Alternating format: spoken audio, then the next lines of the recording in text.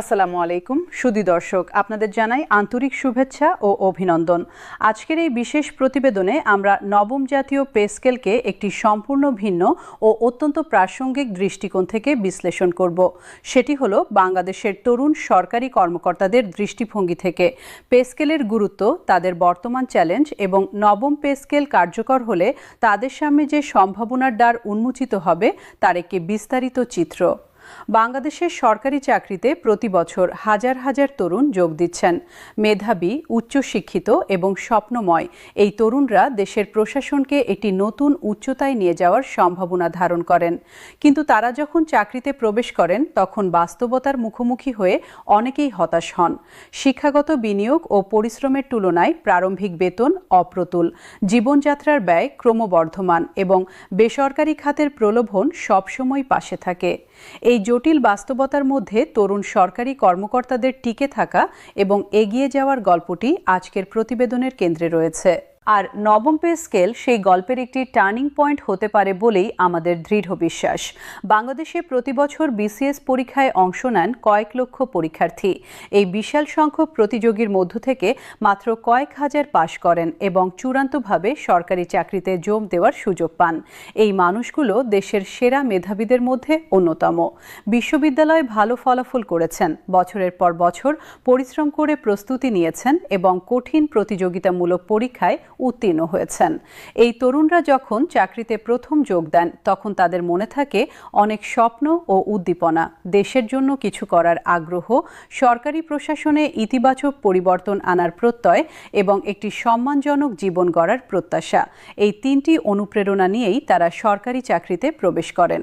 কিন্তু কয়েক মাসের মধ্যেই বাস্তবতার একটি ভিন্ন চিত্র তাদের সামনে স্পষ্ট হয়ে ওঠে। একজন তরুণ সরকারি কর্মকর্তা চাকরিতে যোগ দেওয়ার পর প্রথম যে চ্যালেঞ্জের মুখে পড়েন সেটি হলো আর্থিক বাস্তবতার সঙ্গে মানিয়ে নেওয়া। ঢাকা বিশ্ববিদ্যালয় বা বুয়েট থেকে স্নাতক সম্পন্ন করে বা স্নাতকোত্তর ডিগ্রি নিয়ে যখন একজন তরুণ নবম গ্রেডে চাকরিতে যোগ দেন তখন তার মূল বেতন যা হয় তা দিয়ে ঢাকার মতো একটি মহানগরীতে স্বাধীনভাবে জীবন শুরু করা অত্যন্ত কঠিন। বাসা ভাড়া দিতে হবে, নিজের খাওয়া পড়ার খরচ মেটাতে হবে, যাতায়াতের ব্যয় বহন করতে হবে এবং অনেকের ক্ষেত্রে পরিবারকেও কিছু সহায়তা করতে হয়। এই সব মেটাতে গিয়ে মাসের শেষে হিসাব মেলানো একটি কঠিন চ্যালেঞ্জ হয়ে দাঁড়ায়। অনেক তরুণ কর্মকর্তা বাধ্য হয়ে বাবা মার কাছ থেকে সাহায্য নেন বা ব্যাংক থেকে ঋণ করেন। যে মানুষটি দেশের প্রশাসন চালাবেন বলে স্বপ্ন দেখেছিলেন তিনি মাসের শেষে সংসার চালাতে হিমশিম খাচ্ছেন। এই বৈপরীত্যটি অত্যন্ত বেদনাদায়ক। তুলনামূলক বঞ্চনার অনুভূতি তরুণ সরকারি কর্মকর্তাদের মনোবলকে সবচেয়ে বেশি আঘাত করে। একই বিশ্ববিদ্যালয়ের একই ব্যাচের দুজন বন্ধুর কথা ভাবুন। একজন বিসিএস দিয়ে সরকারি চাকরিতে এসেছেন, আরেকজন একটি বহুজাতিক কোম্পানিতে যোগ দিয়েছেন। কয়েক বছরের মধ্যেই এই দুজনের জীবনযাত্রার মানের মধ্যে একটি দৃশ্যমান পার্থক্য তৈরি হয়। বেসরকারি খাতের বন্ধুটি হয়তো নিজের গাড়ি কিনেছেন, ফ্ল্যাট কিনছেন বা বিদেশ ভ্রমণ করছেন, আর সরকারি কর্মকর্তা বন্ধুটি বাসা ভাড়ার টাকা জোগাড় করতে মাসের শেষে টানাটানিতে পড়ছেন। এই তুলনাটি প্রতিদিনের সামাজিক মেলামেশায়, পারিবারিক আলোচনায় এবং সামাজিক যোগাযোগ মাধ্যমে বারবার সামনে আসে। এই তুলনামূলক বঞ্চনা একজন তরুণ কর্মকর্তার কর্মস্পৃহাকে ধীরে ধীরে ক্ষয় করে দিতে পারে যদি তিনি শক্ত মনোবল ধরে না রাখেন। নবম পে স্কেল এই বঞ্চনার অনুভূতি কমাতে এবং সরকারি চাকরিকে আবার আকর্ষণীয় করে তুলতে একটি গুরুত্বপূর্ণ ভূমিকা রাখতে পারে। বিবাহ ও পরিবার গঠনের চাপও তরুণ সরকারি কর্মকর্তাদের একটি বাস্তব চ্যালেঞ্জ। সরকারি চাকরিতে প্রবেশের কয়েক বছরের মধ্যেই পারিবারিক ও সামাজিক চাপে অনেকে বিবাহ বন্ধনে আবদ্ধ হন। বিবাহের পর পরিবারের ব্যয় একলাফে অনেক বেড়ে যায়। দুজনের খরচ, বাসা ভাড়া বৃদ্ধি, সন্তান হলে তার লালন পালনের ব্যয়, এইসব মেটাতে গিয়ে তরুণ কর্মকর্তারা অনেক সময় আর্থিক সংকটে পড়েন। বিশেষত যখন সন্তান স্কুলে যাওয়ার বয়সে পৌঁছে যায় তখন আর কোনো পরিবার বিয়ে করতে তুলে নেয়ার জন্য অস্বীকার করতে পারে না। এই সময়ে তরুণ সরকারি কর্মকর্তাদের প্রায় 1,577,000 মানুষের সাথে পরিবারের চাপের মুখোমুখি হতে হচ্ছে। স্কুলে যাওয়ার বয়সে পৌঁছায় তখন শিক্ষার ব্যয় একটি বড় চাপ হয়ে দাঁড়ায়। মানসম্পন্ন স্কুলের বেতন, প্রাইভেট টিউটরের ব্যয় এবং বিভিন্ন শিক্ষা উপকরণের খরচ একজন তরুণ সরকারি কর্মকর্তার বাজেটে একটি বড় ধাক্কা দেয়। এই চাপ সামলাতে গিয়ে অনেকে অতিরিক্ত আয়ের পথ খোঁজেন, যা সবসময় নৈতিক পথে হয় না। নবম পে স্কেলে যদি বেতন একটি সম্মানজনক পর্যায়ে আসে, তাহলে এই চাপ অনেকটাই লাঘব হবে এবং তরুণ কর্মকর্তারা নৈতিক পথে থেকে নিজের দায়িত্ব পালন করতে পারবেন। ক্যারিয়ার বিষণ্ণতা বা ক্যারিয়ার ডিসিলিউশনমেন্ট তরুণ সরকারি কর্মকর্তাদের মধ্যে একটি ক্রমবর্ধমান সমস্যা হয়ে উঠছে।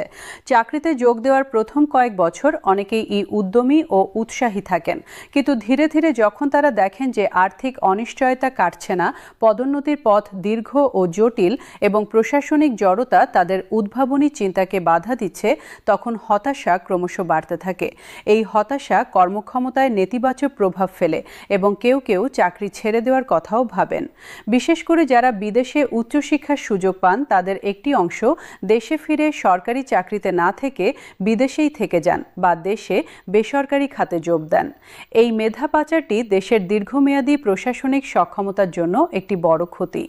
নবম পে স্কেল এই ক্যারিয়ার বিষণ্ণতার একটি গুরুত্বপূর্ণ কারণ দূর করতে পারে এবং মেধাবীদের সরকারি সেবায় ধরে রাখতে সহায়তা করতে পারে। প্রযুক্তি ও ডিজিটাল দক্ষতার বিষয়টি তরুণ সরকারি কর্মকর্তাদের একটি বিশেষ সম্পদ এবং একই সঙ্গে একটি অব্যবহৃত সম্ভাবনা। এই প্রজন্মের তরুণরা ডিজিটাল প্রযুক্তিতে স্বাভাবিকভাবেই দক্ষ। তারা ডেটা বিশ্লেষণ করতে পারেন, ডিজিটাল প্ল্যাটফর্ম ব্যবহার করতে পারেন এবং প্রযুক্তির মাধ্যমে প্রশাসনিক কাজকে আরও দক্ষ করার উপায় খুঁজে বের করতে সক্ষম। কিন্তু দুঃখজনক বিষয় হলো, প্রশাসনের ঐতিহ্যগত কাঠামো অনেক সময় এই তরুণদের উদ্ভাবনী চিন্তাকে বাস্তবে রূপ দেওয়ার সুযোগ দেয় না। পুরনো পদ্ধতিতে কাজ করার জড়তা এবং পরিবর্তনের প্রতি অনীহা তরুণ কর্মকর্তাদের হতাশ করে। নবম পে স্কেল বাস্তবায়নের সঙ্গে সঙ্গে যদি প্রশাসনের ভেতরে উদ্ভাবনকে স্বাগত জানানোর একটি সংস্কৃতি তৈরি হয় এবং তরুণ কর্মকর্তাদের নতুন ধারণা বাস্তবায়নের সুযোগ দেওয়া হয়, তাহলে দেশের প্রশাসন অনেক দ্রুত, আধুনিক ও কার্যকর হয়ে উঠবে। পদোন্নতির দীর্ঘ প্রতীক্ষা তরুণ সরকারি কর্মকর্তাদের আরেকটি বড় চ্যালেঞ্জ। বাংলাদেশের সরকারি চাকরিতে পদোন্নতির প্রক্রিয়া দীর্ঘ ও জটিল। একটি নির্দিষ্ট পদে চাকরি করার পর পদোন্নতির জন্য নির্দিষ্ট সময়কাল অপেক্ষা করতে হয়। অনেক ক্ষেত্রে যোগ্যতা থাকলেও পদ শূন্য না হলে পদোন্নতি হয় না। এই দীর্ঘ প্রতীক্ষা অনেক তরুণ কর্মকর্তার মনোবলে নেতিবাচক প্রভাব ফেলে। তারা দেখেন যে বেসরকারি খাতে তাদের সমবয়সীরা দ্রুত পদোন্নতি পাচ্ছেন এবং ক্যারিয়ারে এগিয়ে যাচ্ছেন, কিন্তু সরকারি চাকরিতে একই পদে বছরের পর বছর থাকতে হচ্ছে। নবম পে স্কেলে যদি প্রতিটি গ্রেড পরিবর্তনে বেতনের উল্লেখযোগ্য বৃদ্ধি নিশ্চিত করা যায়, তাহলে পদোন্নতির অপেক্ষাকালীন সময়টা অন্তত আর্থিক দিক থেকে কম কষ্টকর হবে। মানসিক স্বাস্থ্য ও কর্মজীবনের ভারসাম্য তরুণ সরকারি কর্মকর্তাদের একটি গুরুত্বপূর্ণ কিন্তু প্রায় উপেক্ষিত বিষয়। আর্থিক চাপ, কাজের চাপ, পারিবারিক প্রত্যাশা এবং সামাজিক তুলনা, এইসব মিলিয়ে অনেক তরুণ কর্মকর্তা মানসিকভাবে চাপে থাকেন। এই মানসিক চাপ দীর্ঘমেয়াদে উৎপাদনশীলতাকে কমিয়ে দেয় এবং শারীরিক স্বাস্থ্যেও নেতিবাচক প্রভাব ফেলে। নবম পে স্কেলে যদি বেতন যথেষ্ট পরিমাণে বাড়ে, তাহলে আর্থিক চাপ কমবে। আর্থিক চাপ কমলে মানসিক শান্তি বাড়বে। মানসিক শান্তি থাকলে কাজে মনোযোগ বাড়বে এবং কর্মক্ষমতাও উন্নত হবে। এটি একটি ইতিবাচক চক্র যা পুরো প্রশাসনকে উপকৃত করবে। মেধাবীদের সরকারি চাকরিতে আকৃষ্ট করার চ্যালেঞ্জটি বাংলাদেশের জন্য ক্রমশ গুরুত্বপূর্ণ হয়ে উঠছে। আজ থেকে 2 দশক আগে সরকারি চাকরি ছিল সবার প্রথম পছন্দ।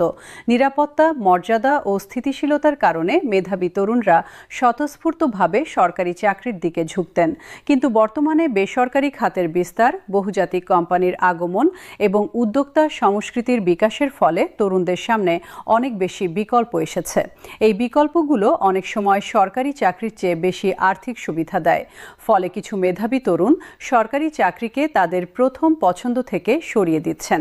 এই প্রবণতা যদি অব্যাহত থাকে, তাহলে দীর্ঘমেয়াদে দেশের প্রশাসনের গুণগত মান ক্ষতিগ্রস্ত হতে পারে। নবম পে স্কেলে প্রবেশ পর্যায়ের বেতন প্রতিযোগিতামূলক পর্যায়ে নিয়ে আসা হলে এই প্রবণতা বিপরীতমুখী হবে এবং মেধাবীরা আবার সরকারি চাকরিকে তাদের প্রথম পছন্দ হিসেবে দেখবেন। তরুণ সরকারি কর্মকর্তাদের নেটওয়ার্কিং ও পেশাদার উন্নয়নের সুযোগের অভাবও একটি উল্লেখযোগ্য চ্যালেঞ্জ। বেসরকারি খাতে কর্মরত তরুণরা বিভিন্ন পেশাদার সংগঠন, সেমিনার, কনফারেন্স এবং অনলাইন প্ল্যাটফর্মের মাধ্যমে তাদের পেশাদার নেটওয়ার্ক তৈরি করতে পারেন এবং নিজেদের দক্ষতা উন্নয়নে বিনিয়োগ করতে পারেন। কিন্তু সরকারি চাকরিতে এই ধরনের পেশাদার উন্নয়নের সুযোগ সীমিত। প্রশিক্ষণ কার্যক্রম থাকলেও সেগুলো সবসময় যুগোপযোগী নয় এবং সবার কাছে সমানভাবে পৌঁছায় না। নবম পে স্কেল বাস্তবায়নের সঙ্গে সঙ্গে তরুণ কর্মকর্তাদের পেশাদার উন্নয়নে বিনিয়োগ বাড়ানো এবং আন্তর্জাতিক মানের প্রশিক্ষণের সুযোগ তৈরি করা দরকার। এই বিনিয়োগ শুধু কর্মকর্তাদের জন্য নয়, দেশের জন্যই একটি লাভজনক বিনিয়োগ। গণপ্রজাতন্ত্রী বাংলাদেশের প্রধানমন্ত্রী তারেক রহমান তরুণ সরকারি কর্মকর্তাদের বিষয়ে বিশেষ সহানুভূতি রাখেন বলে তার বিভিন্ন বক্তব্যে স্পষ্ট হয়। তিনি বিশ্বাস করেন যে দেশের ভবিষ্যৎ নির্মাণে এই তরুণ প্রজন্মের ভূমিকাই সবচেয়ে গুরুত্বপূর্ণ। তাদের মেধা, উদ্যম ও প্রযুক্তিগত দক্ষতাকে যদি সঠিকভাবে কাজে লাগানো যায় তাহলে বাংলাদেশের প্রশাসন একটি নতুন যুগে প্রবেশ করতে পারবে। কিন্তু এই সম্ভাবনাকে বাস্তবে রূপ দিতে হলে আগে তাদের আর্থিক নিরাপত্তা নিশ্চিত করতে হবে। একজন তরুণ কর্মকর্তা যদি প্রতিদিন সংসারের চিন্তায় বিধ্বস্ত থাকেন তাহলে তিনি দেশের ভবিষ্যৎ নিয়ে ভাবার অবকাশ কোথায় পাবেন? নবম পে স্কেল তাই তরুণদের সম্ভাবনাকে মুক্ত করার একটি হাতিয়ার। অর্থমন্ত্রী আমির খসরু মাহমুদ চৌধুরীও তরুণ সরকারি কর্মকর্তাদের জন্য একটি অনুপ্রেরণামূলক বার্তা দিয়েছেন। তিনি বলেছেন যে নবম পে স্কেল শুধু বেতন বৃদ্ধির বিষয় নয়, এটি একটি বিনিয়োগ। দেশের সবচেয়ে মূল্যবান সম্পদ মানব সম্পদে বিনিয়োগ। তিনি মনে করেন যে যোগ্য ও উৎসাহী তরুণরা যখন জানবেন যে সরকারি চাকরিতে তাদের আর্থিক ভবিষ্যৎ নিরাপদ, তখন তারা আরও বেশি নিষ্ঠা ও দায়িত্বশীলতার সঙ্গে কাজ করবেন। এই নিষ্ঠাবান তরুণ প্রশাসকরাই আগামীর বাংলাদেশকে নেতৃত্ব দেবেন। তাই তাদের প্রতি বিনিয়োগ করা মানে দেশের ভবিষ্যতেই বিনিয়োগ করা। নবম পে স্কেল কার্যকর হলে তরুণ সরকারি কর্মকর্তাদের সামনে যে সম্ভাবনার দ্বার উন্মোচিত হবে তা অত্যন্ত উজ্জ্বল। প্রথমত, আর্থিক নিরাপত্তা নিশ্চিত হলে তারা দীর্ঘমেয়াদী পরিকল্পনা করতে পারবেন।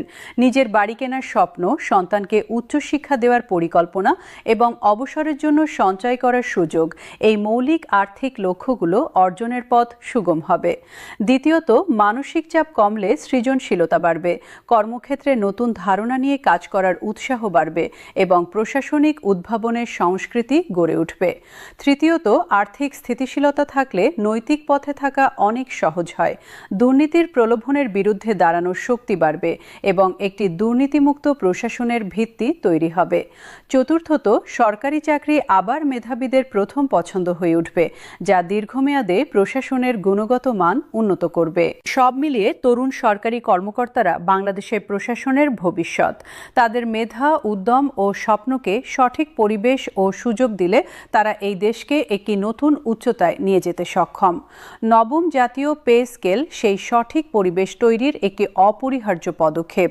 গণপ্রজাতন্ত্রী বাংলাদেশের প্রধানমন্ত্রী তারেক রহমান এবং অর্থমন্ত্রী আমির খসরু মাহমুদ চৌধুরীর নেতৃত্বে দেশ স্বাভাবিক হওয়ার পরপরই যখন এই পে স্কেল কার্যকর হবে, তখন বাংলাদেশের তরুণ সরকারি কর্মকর্তাদের মুখে নতুন আলো ফুটবে।